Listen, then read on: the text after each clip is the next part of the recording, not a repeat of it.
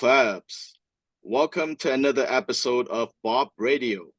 BOB stands for Build on Bitcoin, where we talk to Bitcoin builders from around the globe. Today is episode 17, and our very special guest for this episode is Mr. Mick Marucci, the CEO and founder of Geyser Fund, a Lightning and Bitcoin native crowdfunding platform for your Bitcoin and open source projects. Hello, Mick. How are you doing, sir? Awesome, man. Thank you so much. Great to be here. Just to clarify, though, you got it 95% right. CEO and co-founder. I don't want to miss some respect to Stelios, my other co-founder, who's doing also amazing work. So just wanted to clarify that. But yeah, man, I'm doing good. Awesome, well, good, awesome. But also a bit of a cold. But I didn't want to miss this, so I am here. All right. Well, thanks for making the time. Again, with me, my co-DJ Sovereign. You want to get us started? Hi, everyone. Mick, are you ready for the rapid fire round? Throw it at me. If Geyser was a superhero, what would be its superpower? Oh, guys, good questions. Very good question. I would probably say it'd be Spider-Man, because we are creating this web of creators and connecting creators to contributors and funders. So yeah, Spider-Man would be a pretty good analogy, I think. Let the sats flow within that web. All right, second one. Sats or bits? I'm a sats guy. Can't relinquish the beautiful onomatopoeia of stack sats and let the sats flow. It's ingrained in meme culture, so we can't go back to bits, I'm afraid. All right. Favorite project listed on Geyser?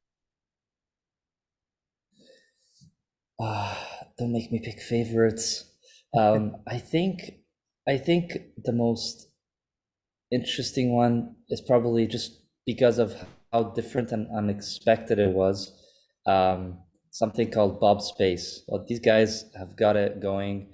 They built an accelerator on Bitcoin for Bitcoin developers. So, and they're, it's an amazing team out there in Thailand. So I'd have to give them a shout out. It's about thanks for that. Bob Space. Yeah. Yeah, but okay, no shilling, no mutual shilling. Okay, Mick, let's get that. But hey, again, thanks for the shout out. Honestly. No, absolutely. All right, last one. What did you like the most from Thailand? Good question. What did I like the most from Thailand? I think what was really surprising is the level of interest from the broader community. I was really blown away by how many people were there, how many young people that were there, hungry to learn more, and maybe coming in from crypto, but ultimately understanding slowly how Bitcoin is what changes things, and really blown away by the kind of grassroots movement that's taking place over there. Absolutely. All right. Thank you, Mick. Over to you. All right. Mick, I've heard you on a few podcasts and I've interviewed you live in person, but I found out about your Bitcoin orange pill journey maybe during sort of, the beer we had at that dinner, if you remember. But can you give us a little bit of a lowdown on your orange pill journey, sir? How you got, how you found Bitcoin and how you got into the rabbit hole? Yeah, definitely. I, like so many others, I heard about Bitcoin, sporadically, serendipitously. Many, the very early days in 2010, I think I heard it. I had my roommate in university saying, "Hey, Mick, let's buy some Bitcoin." And I was like, "What is this?" My immediate reaction was thinking that it was a sort of virtual thing, and then rejecting it. And then I kind of came back a few more times, and then I finally decided that it was time to, people started asking me my thoughts, and I realized that I was being honest with myself. I don't know what this thing is. So let me do some research. And so when I first started looking at it, I had a background in anthropology and economics, kind of interested more in the social sciences, but I had started going, kind of learning how to code. And so kind of having that technical, very, basic technical background helped me appreciate, the power and scalability of code, helped me understand things like open source, and the fact that it was just like open code that everyone could look at and review. And so that helped me appreciate Bitcoin from the more of a technical perspective. But the more I got into Bitcoin, the more I appreciated the social culture that was being created around it. I learned a lot from, say, people like Giacomo Zucco that talked about the culture of Bitcoin and the resilience of Bitcoin, of Bitcoin maximalism, and so I kept on going down. I think the memes really helped me appreciate Bitcoin as a movement, as a peaceful revolutionary movement that really had a very something very good at its core. Like, you came in for the money, curious about that, and then realized that actually there's something deep here. There's something quite broken about the world as we have it today. And every time I was like, oh my God, yeah, Bitcoin could actually build this. And initially I was like, these Bitcoiners are kind of crazy. But then, having studied anthropology and economics and never being fully challenged to think about what is money, and all of a sudden these Bitcoiners thinking very deeply about what is money historically, and how Bitcoin actually is a new form of money, helped me appreciate that, really like the level of intellectual rigor and thoughtfulness when it comes to these questions. Bitcoiners were another level. They were another level than, in academia, than what I experienced in my university, in my master's degree. And so I was like, these guys have to be taken seriously. And so with that and an open mind, I was able to kind of really go down the rabbit hole, like do research and like actually learn from people in the space. Did some actually like ethnographies, which are like interviewing a lot of people in the space and learning what their belief system was. And that helped me really appreciate Bitcoin even more. And then after I did that, I, obviously was quite open-minded. I was like, oh, well, let's see, other cryptos might have a purpose for some time, until, everything else went to zero compared to Bitcoin, in between 2017 2018. And so then I kind of started realizing, okay, Bitcoin is on another level as money, and everything else is just trying to be a copy. So with that, I really read the Bitcoin Standard, which even further kind of sedimented my understanding, belief system, and understanding of Bitcoin as not just a belief system, but an actual like objectively better monetary system. And I like to say often that Safedin Ammus's The Bitcoin Standard is a better anthropology book than 99% of anthropology books that are studied at school these days. Like, anthropology these days is just a very relativistic kind of thing. You can say anything and anything will go. But anthropology is part of a movement that also exists in anthropology, which is trying to just understand the reality as it is, and trying to find what are these foundational axioms. What are some universal truths that we can keep on stacking, our knowledge, instead of saying everything is just relative and anyone can say anything. So so I found it really, really refreshing and very both a financial but also an intellectual kind of platform on which to really start thinking about the world a little differently. So with that, that's sort of my origin story, I guess. Cool. Yeah, quite a few threads to pull on there, but definitely one, and I've heard you mention it maybe in BTC sessions or something like that, about your interest in and your background in anthropology, and kind of it links back. And this statement was interesting, where because of that you found, and contrast that to economics and monetary system, where a lot of, what's the word, relativism is applied, right, in these modern monetary theory, and here you come at it from an anthropological point of view, also with your statement that that's a lot of intellectual rigor in the Bitcoin, let's say, thinkers community, whatever you want to call it, but also almost like scientific thinking, isn't it? I mean, people really do want to try to prove things and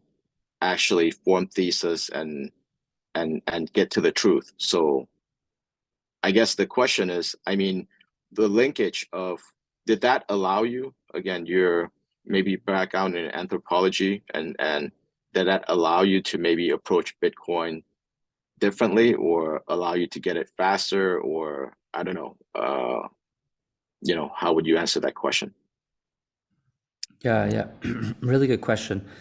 So I'd say, first of all, because I studied both anthropology and economics, I appreciated how different disciplines think about things very differently and often come up with very different conclusions.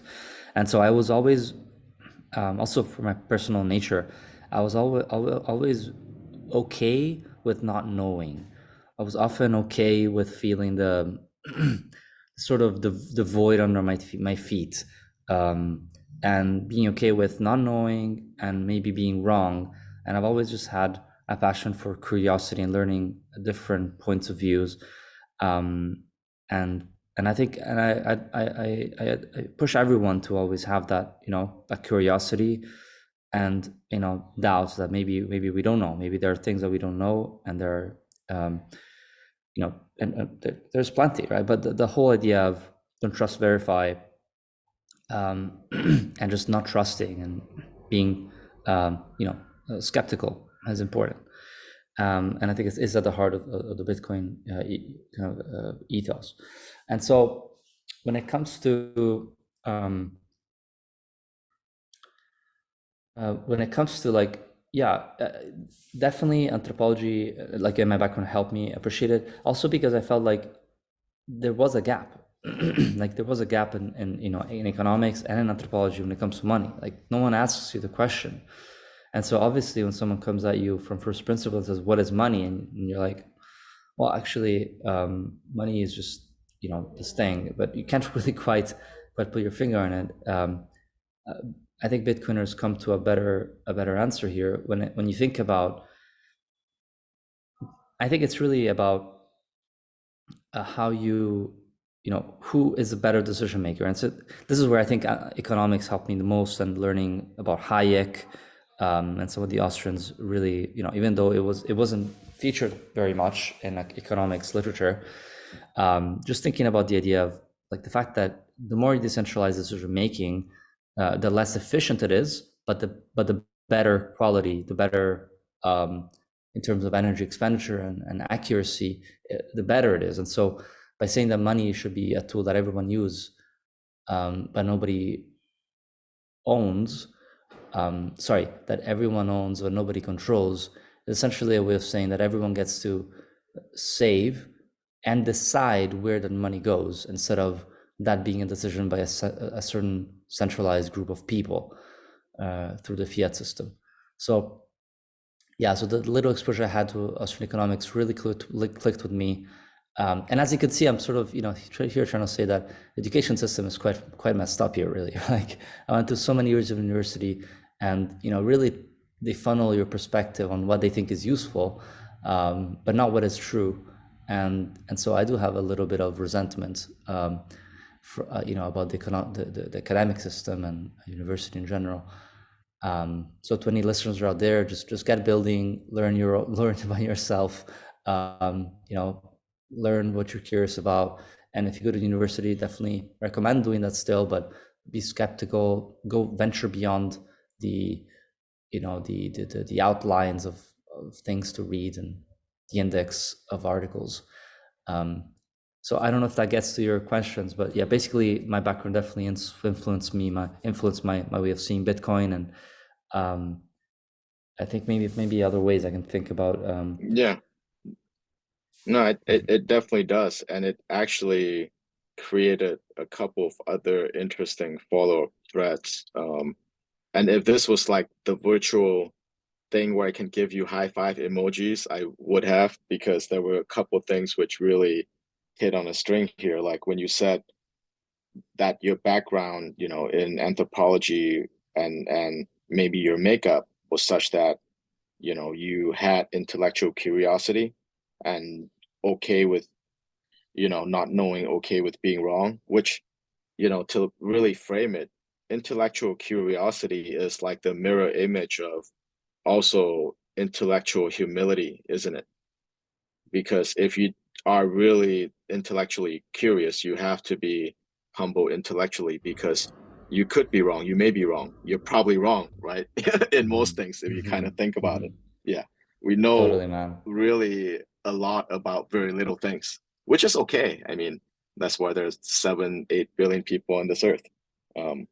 And the other one was, um, you know, the thing which again resonates with me, because I've heard it from different people from different walks of life arriving at this statement in different ways, but it's having strong beliefs that are weakly held, meaning that your beliefs are strong, but you're always looking for, the truth. And if the truth says otherwise, you need to re-examine, which again, that was a statement taught to me a long time ago, but funny how people arrive at it, from different walks of life. So really cool. My question again after that whole summary was, how do you ever have internal intellectual conflict with yourself when it comes to not only Bitcoin, but where it leads you? You understand my question? Yeah. But in terms of where it leads me, what do you mean there exactly? Well, sometimes Bitcoin leads you to discussion and exploration of other things, not anything nefarious. I'm just saying some people get into Bitcoin and guns, for example. Some people get into Bitcoin and X. You understand? That's what I kind of meant. Yeah. Right. So the question is, has Bitcoin led me to sort of have conflicts with like other held beliefs maybe that I had in the past, in terms of like, did it challenge particular sets of beliefs for me in the past, or did it help Yes, because discover new rabbit holes? yes, and well, I think maybe more of the first sort of question. Ignore that and other things part. Has that, led, because of this thing, has that led to any, let's say, internal intellectual conflict? You understand what I mean? Yeah. I understand what you mean. Yeah, it's a really good question. I think in part, I was always a bit of a rebel, and looking for alternative views. Like I always had a sense that something was wrong with the world, and for some time I had beliefs that okay, maybe there's something wrong. Like looking at the environment, it's quite strongly in favor with environmental, the problem that environment that that we're causing, and that I think well, first of all, my belief that I was more of a, like my interest in like helping humanity thrive was always greater than that, right? And so Bitcoin, yeah, so that wasn't a massive issue for me, because like if Bitcoin is good for the world, and even if it's bad for the environment, well, it's still good for the world, and we'll find other ways to fix the environment. So in some way, that was one conflict, but it wasn't too much of a big deal. And then I realized that actually, well, the problem of the environment is actually more connected to the current system of consumer-based capitalism. And so Bitcoin fixes that even further. Mining helps to incentivize the use of and search for new stranded energy, makes the grid more efficient. So actually Bitcoin is good for the environment overall. So what to say? I mean, yeah, it's sort of Hey, interesting. can Yeah. I maybe understand your answer perhaps more than you know, because when you started answering that, my summary of that was because you were always one of those guys who questioned things around you. Intellectual conflict is the natural state. The reason I understand that is we're similar in that sense.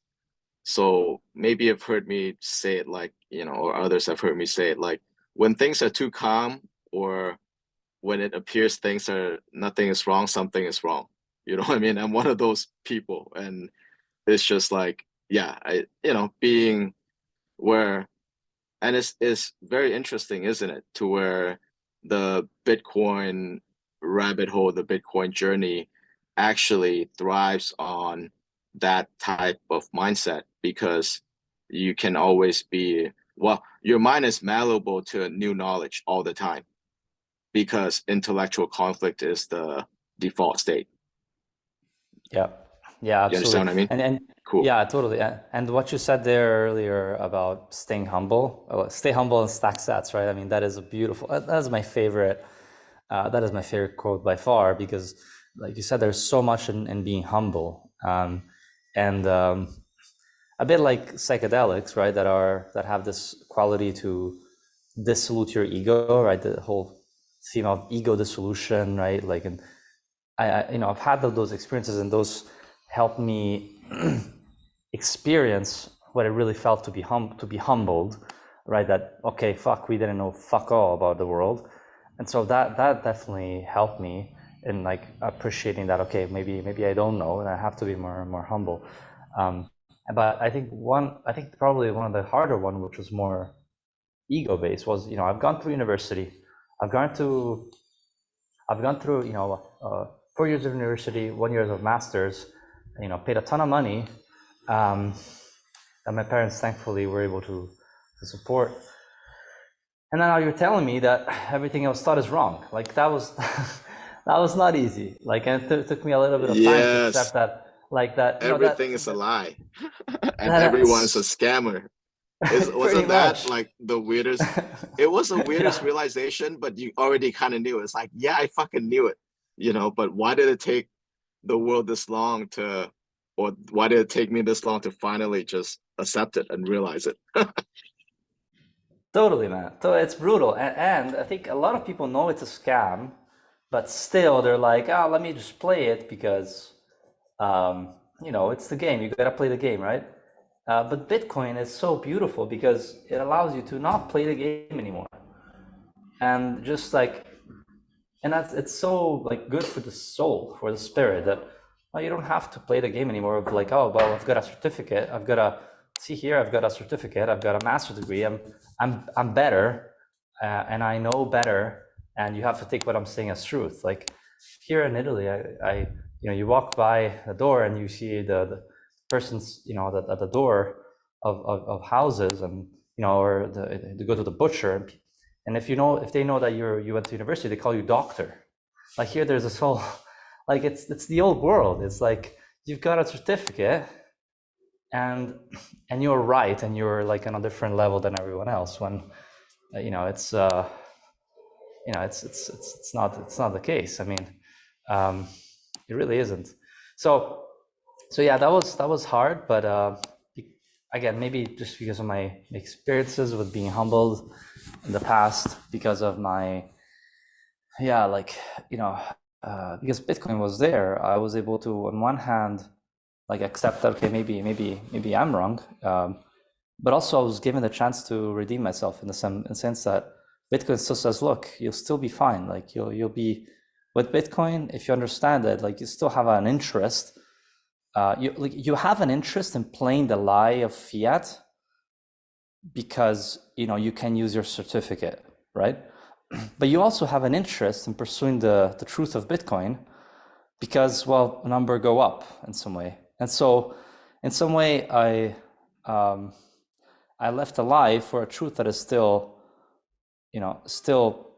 self-interested, right? But in a way, in a system that makes sense, in a system where no one's cheating others, a system where everyone's on the same footing, in a system where nobody can can skew and manipulate the system. And to me, it's that's really what it goes down to, the fact that nobody can control this. Everyone can own Bitcoin, but nobody can control it. It's really the center point of everything. Awesome.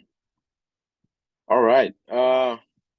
Sarvin, before jumping on to our next section, did you have additional questions for Mick on his personal journey, philosophy, etc.?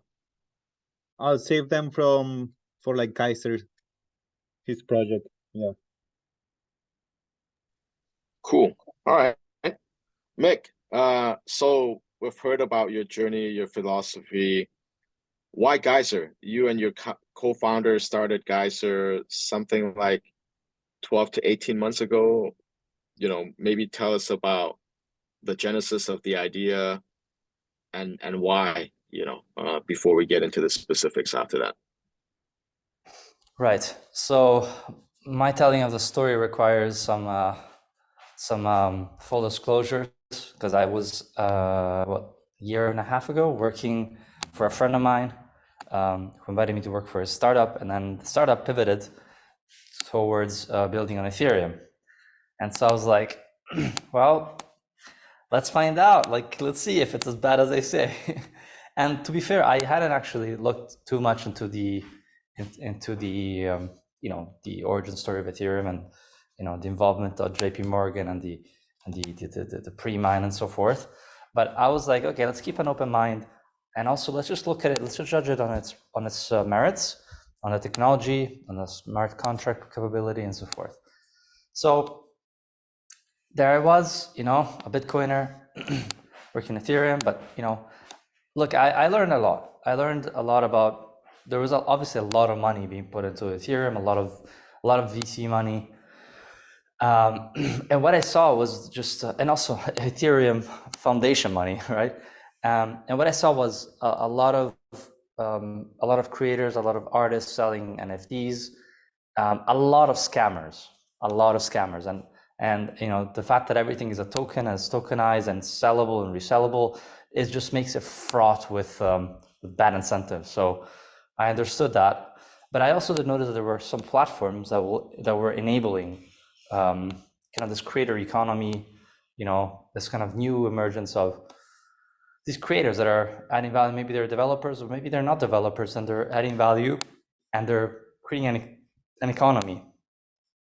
But then I was looking at the Bitcoin space, and there's literally nothing. It's like, how is this possible?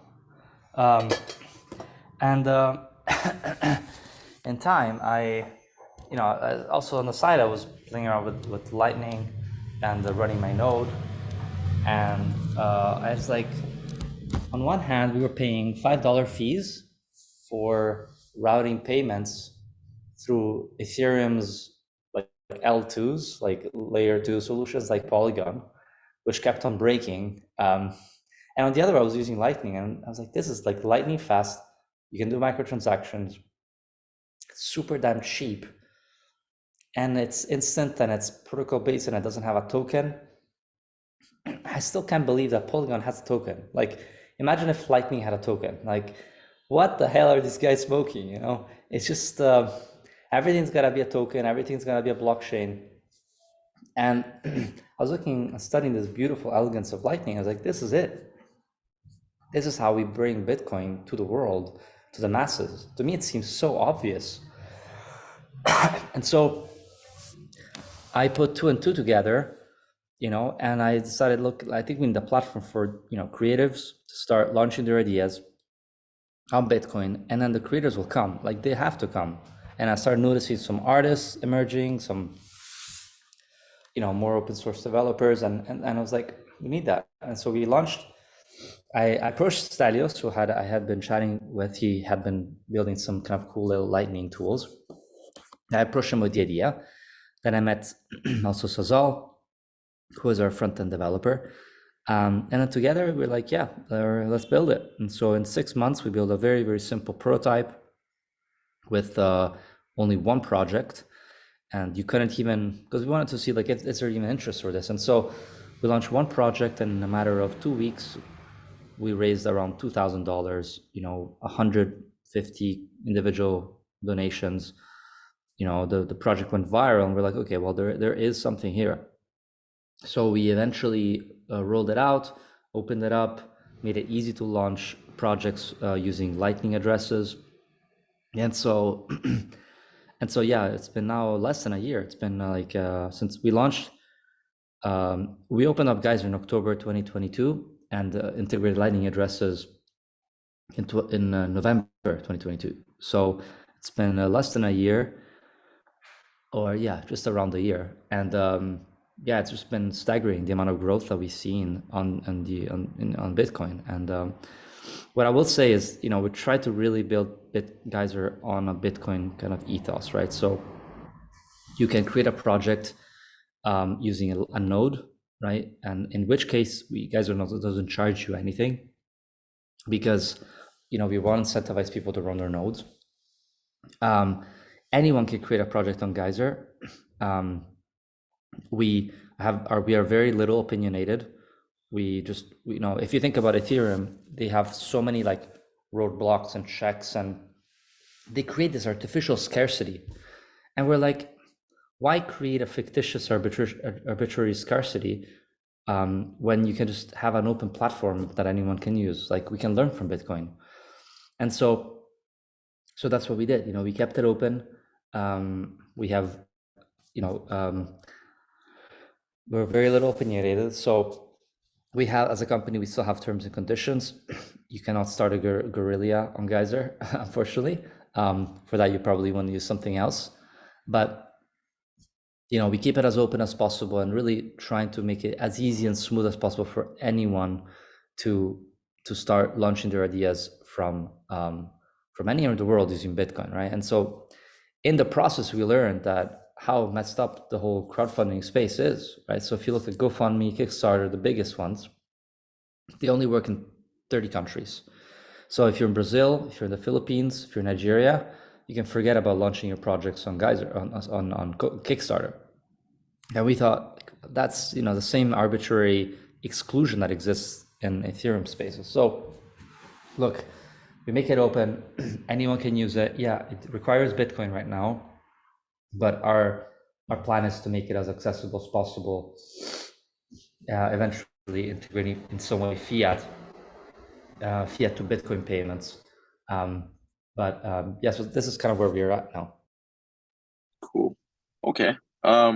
Just to recap for the folks real quick, the growth has been amazing. Just looking at your site now, Geyser.fund, 935 projects, 25.3 Bitcoin raised, 44,000 contributors. Basically the tagline, let the sats flow, is definitely kicking in. So congrats on that. In terms of the thing I saw, which I guess this was a feature added perhaps a couple months ago or something, where now you can do a pretty detailed search of projects, activity, project tags by by location as well. And then amongst the active projects, this was interesting. I saw something called projects with perks. What does that mean? I'm sorry if I'm digging into like detail here, but that looked interesting because that caught my attention. Everything else was kind of, as expected, but that one was interesting. Yeah, so Geyser works in two ways. It's a donation-based crowdfunding, but also reward-based crowdfunding. So it means you can just donate to a project you really care about, or you can kind of fund and get something back. And that's what a perk or reward is. So many projects sell rewards to kind of like get their ideas going. Exactly, like Kickstarter. It's still not Kickstarter-like in the sense that it's not all or nothing. The funds go straight to the creator. But yeah, it's still in some way like a little marketplace for your idea where you can sell these rewards. And we have some pretty big updates coming to that as well, that I can't reveal yet. But yeah, we're looking to ramp up rewards quite significantly as we get over 50% of projects on Geyser are have 50% of funding activity taking place on Geyser happens through rewards being purchased. So yeah, that's going to be significant, I think, in the future in helping creators monetize more. Interesting. Yeah. Okay. So you have people selling BTC trading cards, selling cards. You have people selling Nost badges. Yeah, people selling art. Yeah, also all sorts of things, really. I even see NFT, man. We got to talk about that, but I'm not gonna Really? bother you. Yes, that's like sure? on the view tags, on tags. Yeah, go check it out. I'm like scrolling through it, and I saw something came up, NFT, 6 projects with NFTs. But again, it's an open source platform, right? I mean, I guess you can censor them, but nah, I don't know. Oh, yeah, but I mean, that's the thing, right?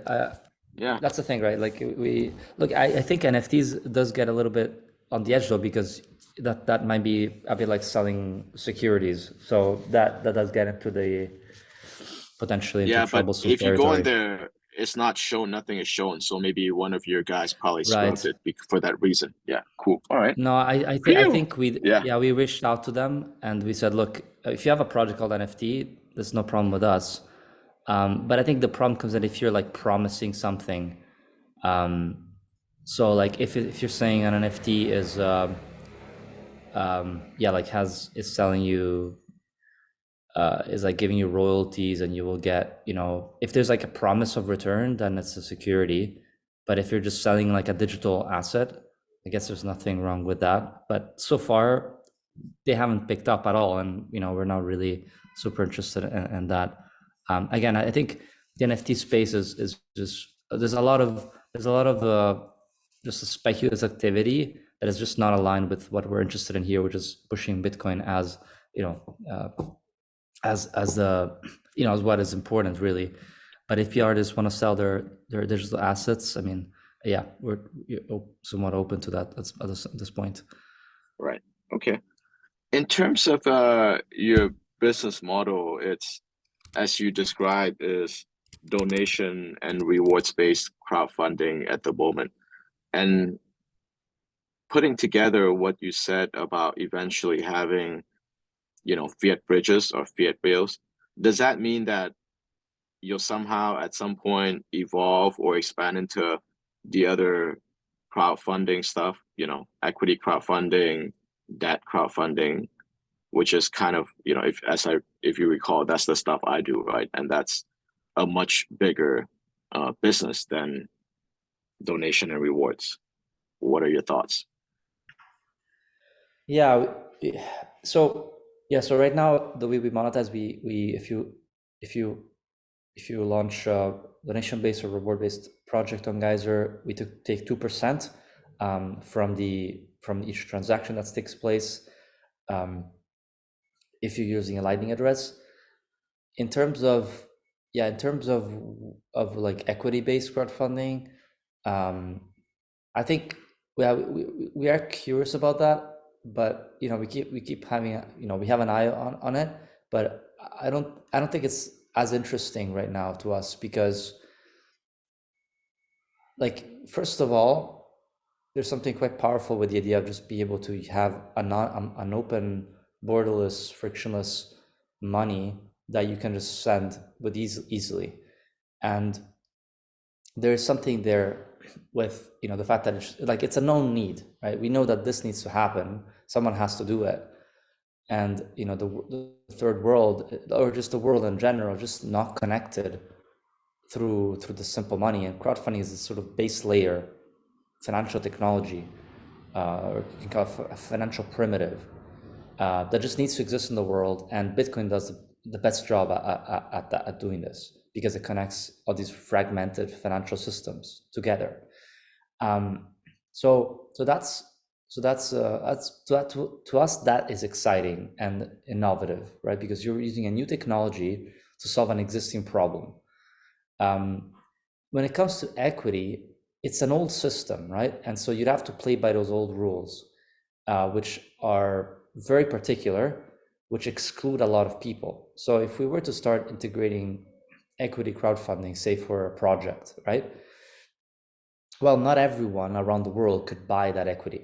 Like you would have to be maybe US based, maybe you could be EU based, but there's a lot of regulation, a lot of like regulation and still blockers. So a guy in the Philippines or in Thailand may not be able to buy that equity really smoothly.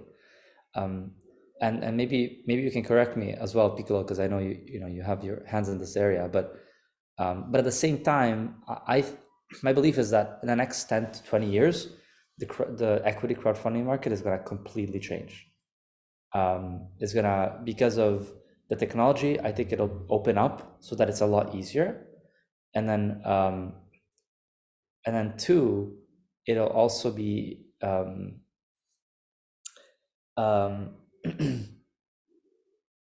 yeah, I think it'll be a lot more. I mean, I do think there will be more deregulation, making it easier. But there was something else I forgot about it.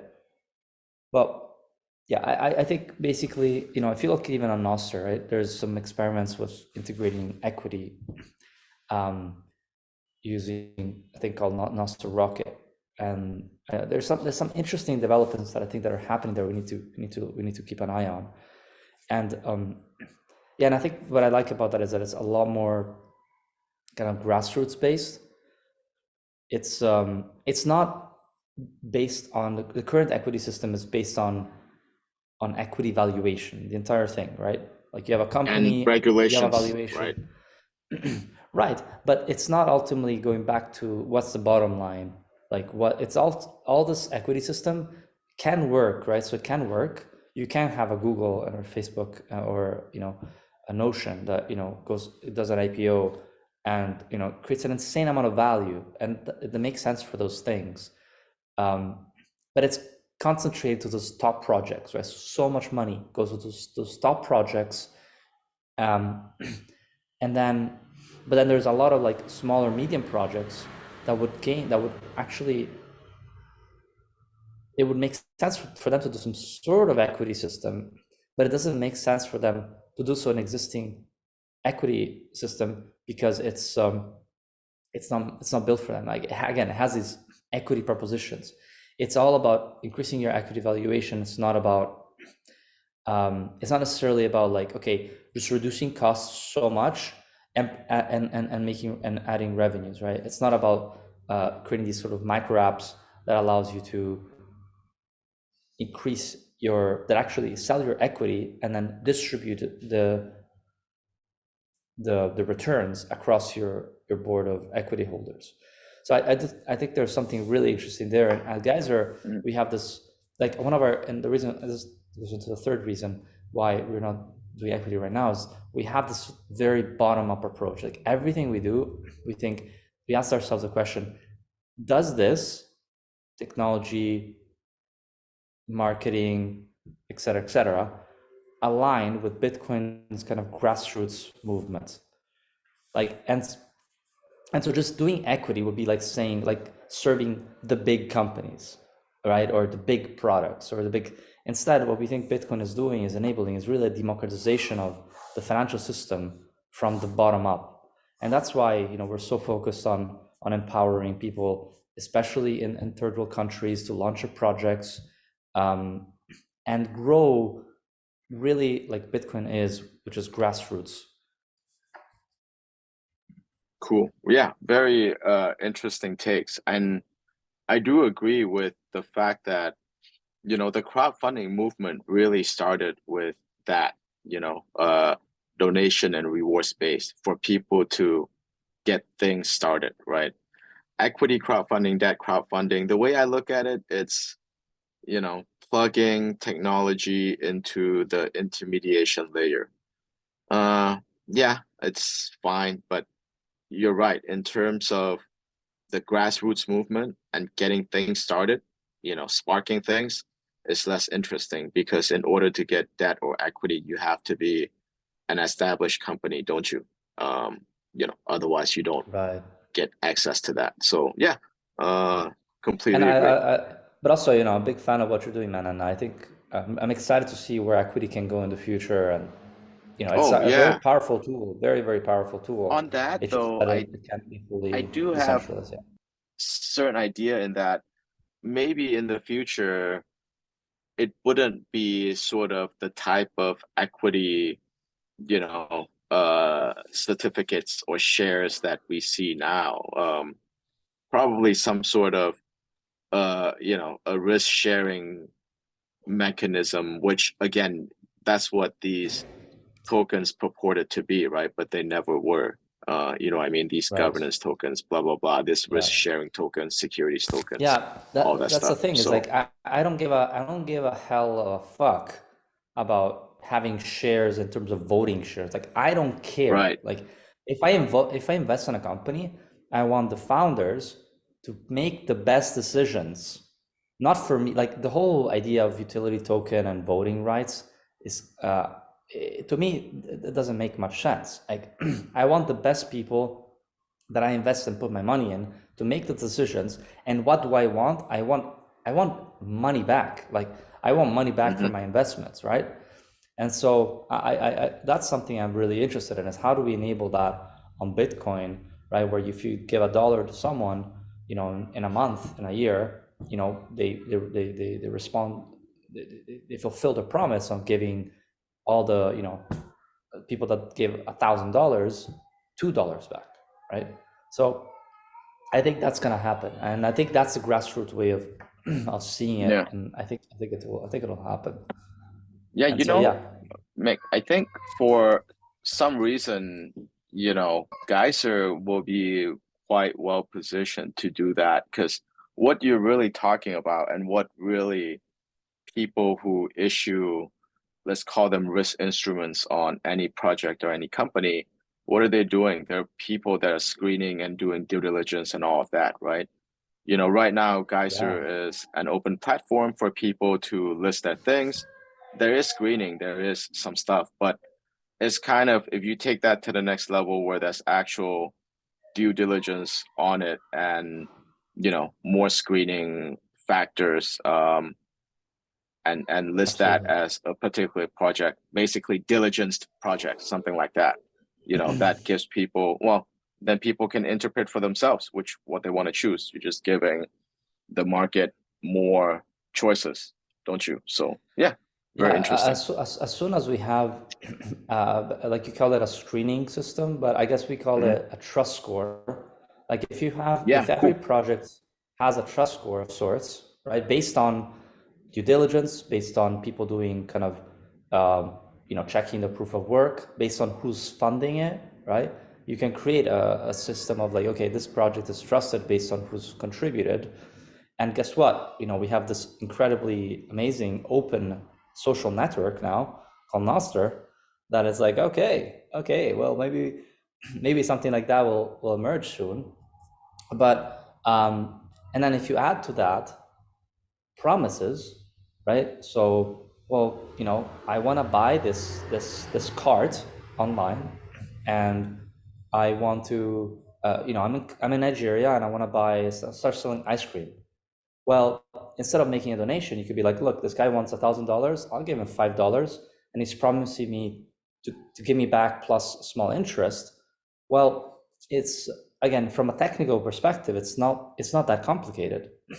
The challenge would be how does the regulation come in there? I honestly don't know, but that's super exciting because that can unlock so much value. Because if you're gonna be instead of just giving money, you could give the sitting capital towards an idea that can be unlocked and bring back money. And even if there's no interest, like wouldn't you want to enable someone to buy an ice cream truck, by giving $5 that you're gonna get back if it happens? Like that's unlocking even more potential. So Yeah. yeah, so Hey, that's something that could definitely happen in the future. that's kind of very similar to, you ever heard of Grameen Bank out of Yeah, yeah, micro loans, right? micro loans, Microfinance. yeah. Yeah, microfinance. That's kind of interesting. A similar concept, but I think for obviously in fiat you need, interest. But the thing which was That's true. interesting about what you talked about was at least the way they gave out these micro loans and the social systems on which they run these micro loan books. That's an interesting thing to study, Mick, because as you talk about that, you take that with the crowdfunding component of getting something started and funded. But just, yeah, if you can get your principal back, that's cool, right? It's not really even a donation. It's let me help you get started, but it'll be cool if I can get my sats back and you become successful. That'd be dope as hell, wouldn't it? That's true, man. Yeah, and guess what? Like Graham Bank, they use Ramin. They use the social network as the collateral. Right. Yeah. The women head of villages, not the men head, but the women head that basically go to each of these gatherings anyway. They see each other all the time. It's like, hey, that's right. How are things going, right? Just that, that's right. Saying that little thing, people are like, okay, I'm motivated to do things. Exactly. Well, and that's in meat space. But what if we were to have that on cyberspace? And yeah, I mean, cyberspace is more easy to default because you can just create a new account, a new Nostr account. But guess how much money are you putting into your social reputation online? Like there is a cost to defaulting, and it's the number of hours that you've put in to grow your social network, right? And put proof of work and create these connections. And so there's value in potentially actually cooperating with the system and not running away with the money. And then the more you do, the more you can pile in terms of your work and your experience. And then you go to a conference and you can tie your identity to your cyber identity to your real identity. And so even if you're anon, you can still be like, yeah, I know this guy, he's legit, right?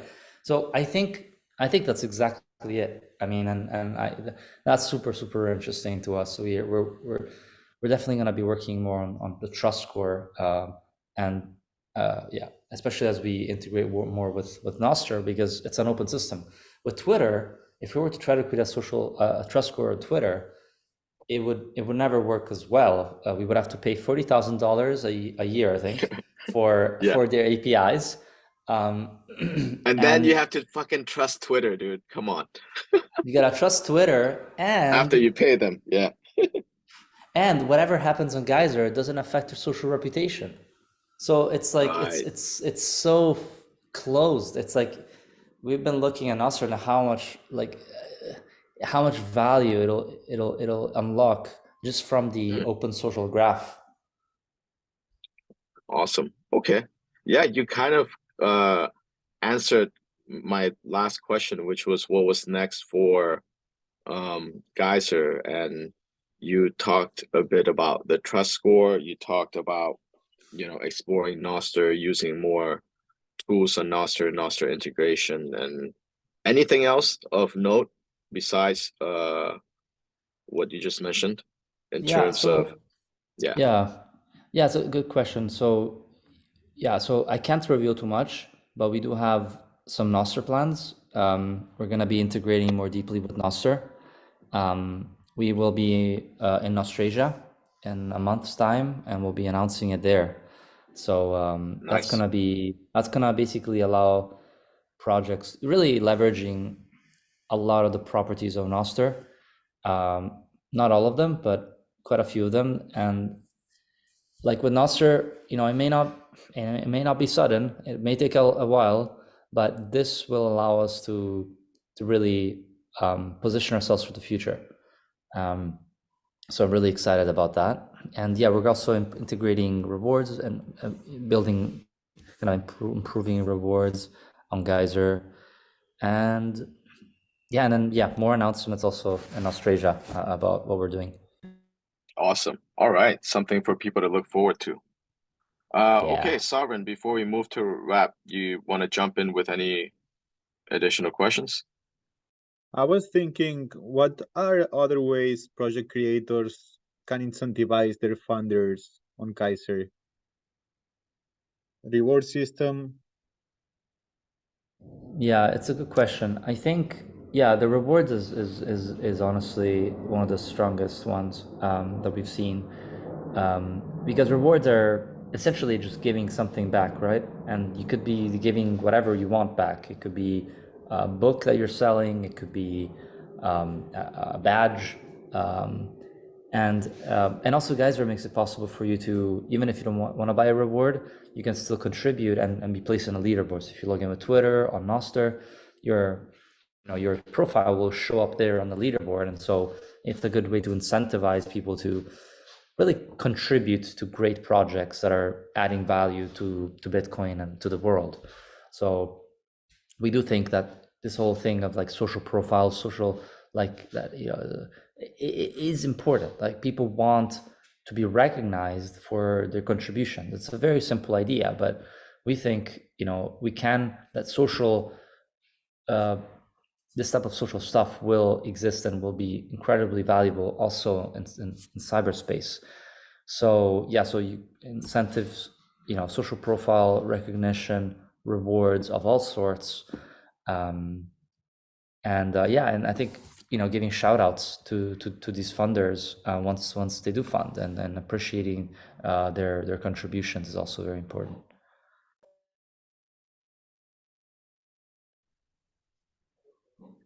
Awesome. Yeah. Anything else, Sarwin? No more questions. Thank you, Mick. Thanks, Okay. Nick. Yeah. All right. Before we move to closing thoughts, we flip the table on our guest, and you get, if you want to, you can ask us one question. Any question. If not, we can just move to wrap. Up to you. Awesome. Yeah, I mean, it's hard. I want to know, I have 100 questions for you guys. I mean, I'm really curious about what you guys are doing. I mean, we spoke a few months ago, was it 4 months ago or so, and maybe 3. And I was really happy to see just like what you guys are doing with inviting developers just to come over and just build things. So I'm curious about, I guess, what's first of all, like maybe I'll sneak another question in there too.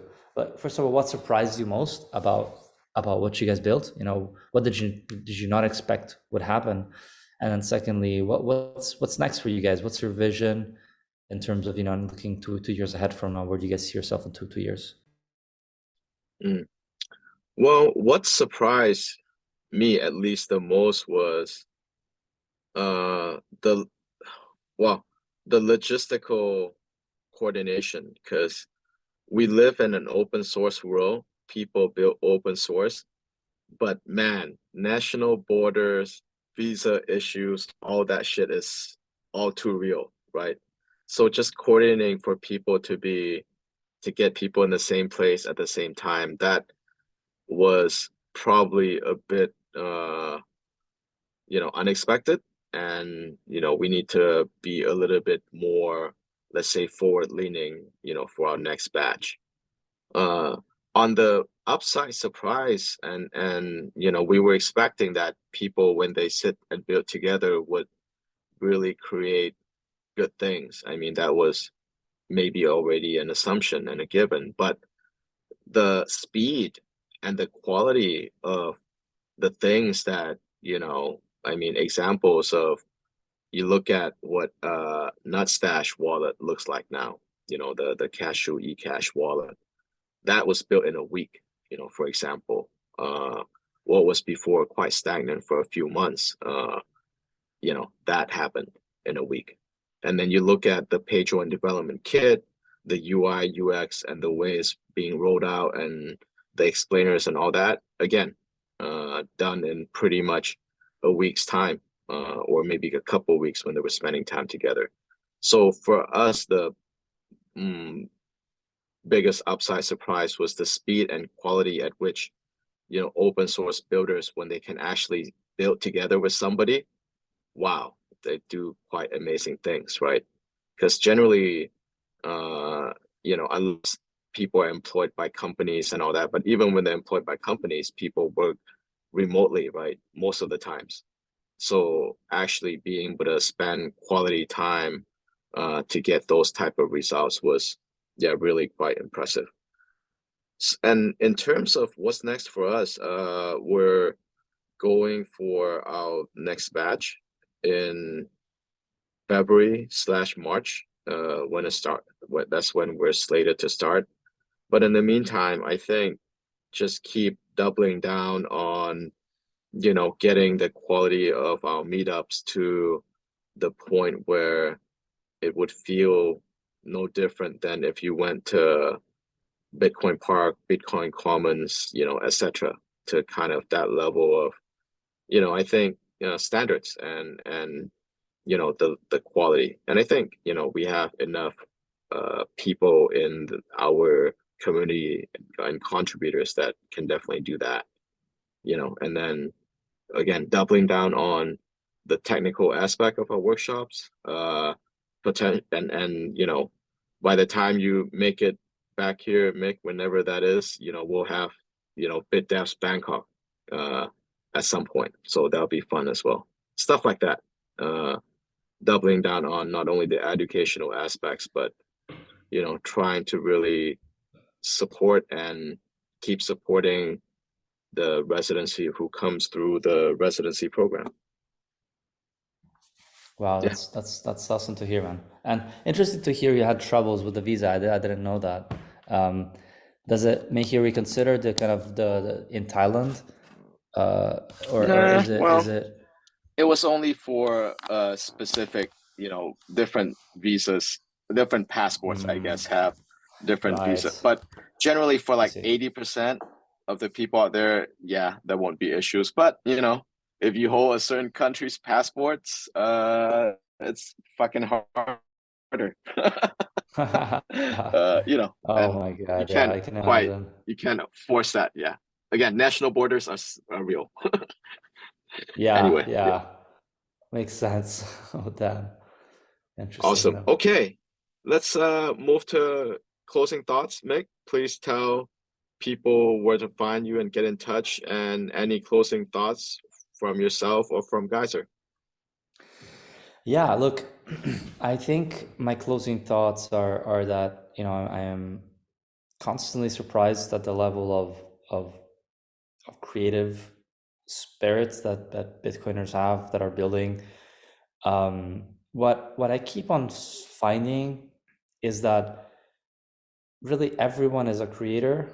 Like everyone has something to provide to the space, and although developers are the forefront of this and building the tools, there is, we really will only win. Bitcoin will only win when we have everyone on board, and that's developers, but it's other builders like designers, but also creative and content creators making films, making movies, making games, building board games. And what I noticed that the underlying thread of everything is Bitcoin education, whether you're writing a song or making a movie. So we're at this really early stage of Bitcoin adoption where education is the key, is what needs to happen, is the problem to be solved. And so many creators are going about it in their ways, bringing their tools, their skills with their passion for Bitcoin. Um, and one way to do that is by launching your project on Geyser and have the community support you. Like we have a guy who's a football coach, Coach Carbon. He's a great guy, and he's a football coach, and that's a skill, and he brings it together with Bitcoin. And so he calls his club Bitcoin Ballers, and it's a coach for kids as well, like based in the UK, and he's got a project on Geyser, selling merch, getting supported by the Bitcoin community, and provides that initial touch point to young people getting to learn more about Bitcoin, and beating the FUD and providing proof of work and integrating these Bitcoin concepts into the football experience. And so that's just to say that everyone is a creator, everyone can add value and help explain Bitcoin as this kind of revolutionary technology, monetary technology that it is, to the world. And just Geyser's there for you to help launch your idea and help bring it to reality, and help connect you with the Bitcoin community, and help you move away from maybe your fiat job, or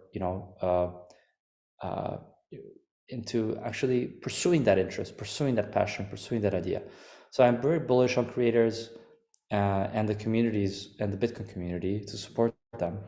And yeah, that's it. That's probably my closing thought. In terms of where to find me, you can find me on Twitter or on Telegram at MetaMick14, as well as on Geyser Fund.